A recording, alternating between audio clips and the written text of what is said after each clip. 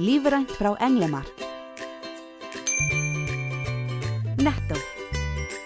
Þið voru ótrúlega nálægt þessu?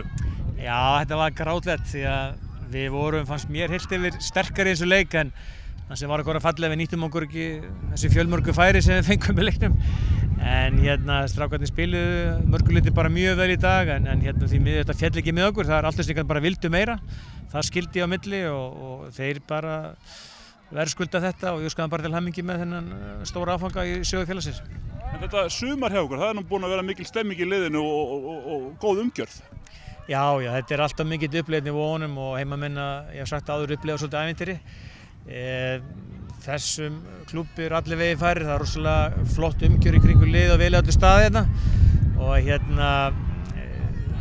ég er alveg sannfærður að Þróttur er ekki sett í síðasta, þeir eiga eftir að fara í hærri hæðir á næstu árum, ég er alveg sannfærður og ég hveta bara til þess að halda áfram að hugsa svona vel umgjörðina á liðinu, þá koma leikmennirnir, þeir líður vel hérna og þannig að þetta er svona bara sorglegt fólksins vegna, það skulum ekki hafa klárað í dag. Ætlar þú að halda áfram?